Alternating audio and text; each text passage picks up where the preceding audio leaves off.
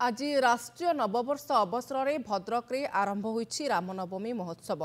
ए अवसर में श्रीराम महायज्ञ समिति पक्षर गोमाता और साधुसंत पूजन कार्यक्रम अनुष्ठित होईछि। भद्रक गांधी पड़ियारू एक विशाल बाइक रैली सहर एवं विभिन्न ग्राम परिक्रमा करी कलेई पंचायतर मंगलापदारे पहुंचीथिला। परे सेठारे गोपूजन कार्यक्रम अनुष्ठित होईथिला। साधुसंत और बहु विशिष्ट व्यक्ति माने गोमाता मानक पूजार्चना करथिले। परे साधुसंत पूजन कार्यक्रम अनुष्ठित होईथिला। कार्यक्रम में विभिन्न राजनैतिक दलर नेतांक समेत साधुसंत और हजार हजार रामभक्त सामिल होइथिले। एप्रिल 6 तारिख में भद्रक में रामनवमी उपलक्ष्य ऐतिहासिक नगर संकीर्तन शोभायात्रा अनुष्ठित हेबो।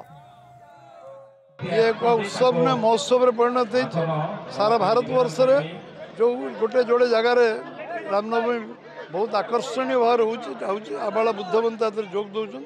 आज भद्रक जिला एकाकार रही राज्य समस्त लोकंर आकर्षण केन्द्रबिंदु होती। आमे सब प्रभु श्रीराम को पूजा करुता एवं श्रीराम खाली जे एक देवता ता नुहे ता सहित मत आदर्श जो सरकार जिते गठन होती सब से कहती जे आमे आमर शासन श्रीराम को परि हवा उचित। से दृष्टि बर्तमान भद्रक जेभली भाव में रामनवमी उत्सव पालन करा जाउची ये गोटे इतिहास सृष्टि करिछि समग्र देश रे। आनंद दिवस रे हिंदू नवराष्ट्र उपलक्षे गोपूजन एवं साधुसंत पूजन कार्यक्रम रे आमे समस्ते योगदान करी अत्यंत आनंदित। केवल ए भारत वर्षर ए हिंदू राज्यर प्रतिष्ठा दिगरे यह गोटे माइल खुंट सदृश काम करिवो।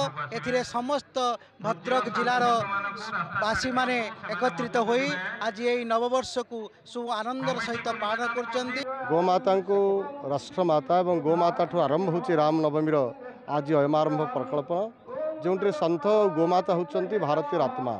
गाय को छाड़ी सनातन धर्म परिकल्पना कर गोमाता होचन 33 कोटी देवादेवी आराध्य तथा गोरक्षा करने स्वयं भगवान श्रीकृष्ण धरापृष्ठ आसते। तेणु गोमाता को पूजा ही सर्वश्रेष्ठ पूजा।